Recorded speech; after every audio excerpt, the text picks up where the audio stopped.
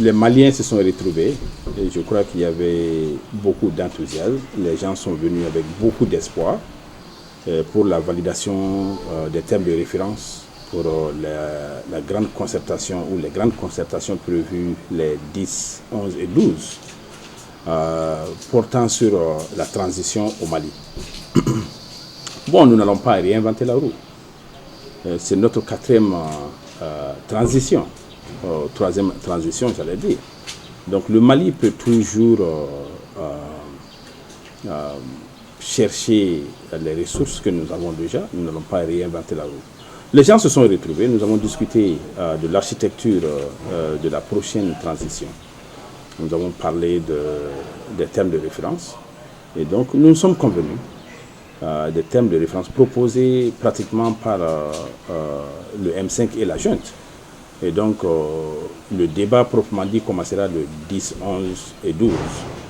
Et donc, nous sommes contents que d'abord les Maliens se soient retrouvés et que nous ayons pu nous accorder sur ces termes de référence. Ce qui est important pour nous au PACP, c'est que les concertations prochaines puissent nous conduire à un renouveau de la classe politique, à une refondation de la gouvernance au Mali. Et donc cela est d'autant plus important qu'il faut regarder derrière. Qu'est-ce que les vieilles perspectives politiques nous ont amenés? Où est-ce que ces vieilles perspectives politiques nous ont amenés? Nous considérons qu'il faut réellement renouveler la classe politique. Ceux qui ont géré ce pays-là ne l'ont pas amené là où les Maliens comptaient. Et donc les promesses faites par les leaders politiques les 30 dernières années n'ont pas été tenues. Il faut de nouvelles perspectives. Et donc voilà pourquoi nous, au PACP, nous proposons comme stratégie le renouveau de la classe politique.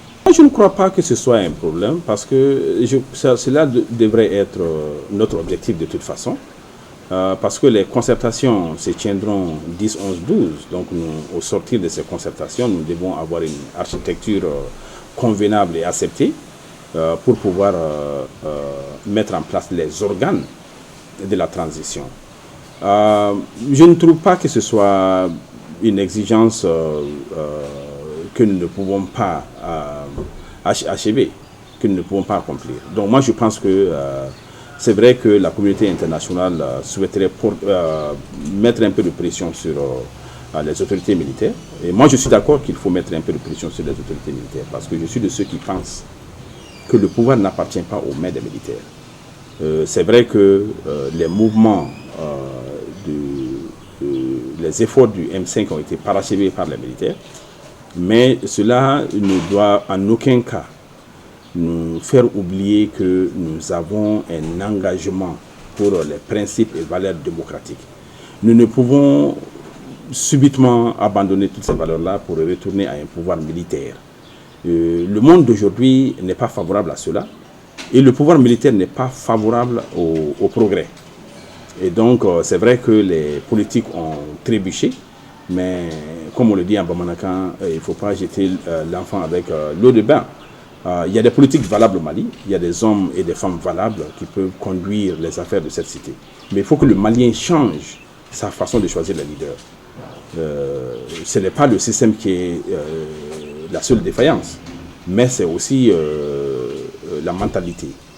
Et donc à cela, je dis, l'ultimatum de la CEDEAO, ce n'est pas un délai que nous ne pouvons pas respecter. Depuis le 18 août jusqu'à aujourd'hui, ça n'aurait pas dû prendre autant de temps pour mettre en place les organes de la transition. Bon, je respecte énormément le fait qu'ils aient voulu que ce soit fait de façon un peu consensuelle, mais un pouvoir militaire n'est pas un pouvoir démocratique. Et donc, moi, je pense qu'il faut aller rapidement à la mise en place des organes qui vont poser les jalons d'une transition réussie. Et donc, il faut aller à cela, il faut aller rapidement à cela. Le Mali, nous ne pouvons pas casser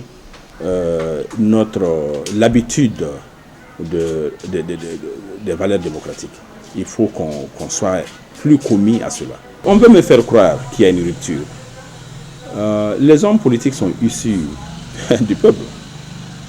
C'est vrai qu'il y a des gens qu'on a choisis, c'est nous qui avons choisi ces gens-là et que nous appelons les hommes politiques. C'est nous qui les avons mis aux affaires. Il y a les hommes politiques capables qui sont assis, qui ne peuvent pas aller aux affaires parce qu'ils n'ont pas de 5 000 francs et de 2 000 francs à donner au peuple. Donc la rupture, elle n'est pas simplement entre le peuple et les leaders, mais c'est une mentalité, une perception erronée de la démocratie, du jeu démocratique qui fait que nous nous adonnons à une corruption généralisée du processus électoral. Donc ceci dit, je ne fais pas le procès du peuple malien. Je fais en fait une analyse de la situation pour que nous puissions aller de l'avant, pour que nous changions nos manières de choisir nos leaders, pour que nous changions aussi la façon de choisir nos leaders à travers le processus électoral qui doit être changé. Le système ne marche pas et il faut changer le système. Et donc moi, mon entendement, ce ne sont pas les militaires qui doivent diriger un pays. Aujourd'hui, au XXIe siècle, cela est révolu. Le Mali ne doit pas s'adonner à ça. La communauté internationale ne nous accompagnera pas dans ce jeu-là. Transférons le pouvoir aux maîtres civils et que les militaires se mettent sous l'autorité du pouvoir politique. Et c'est ce que nous avons fait.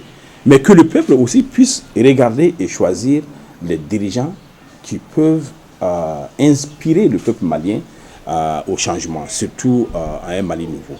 Nous pouvons procéder à cela d'abord par le renouvellement de la classe politique actuelle qui a vu ses limites. Il faut aller à la refondation, mais il faut aussi réformer le système électoral. Il faut faire des réformes institutionnelles, mais aussi des réformes administratives. Et le Mali doit saisir cette occasion pour rénover. Nous ne pouvons pas retourner aux affaires comme avant. Et donc il faut rénover, il faut aller vers la technologie, il faut être audacieux. Il faut que nous prenions des mesures et des politiques ambitieuses pour en fait devenir des icônes pour notre sous-région. Nous l'avons fait par le passé, nous pouvons le faire aujourd'hui. Et je crois énormément en ce peuple-là, je crois énormément au génie malien. Et je pense que nous pouvons le réussir, le nouveau Mali.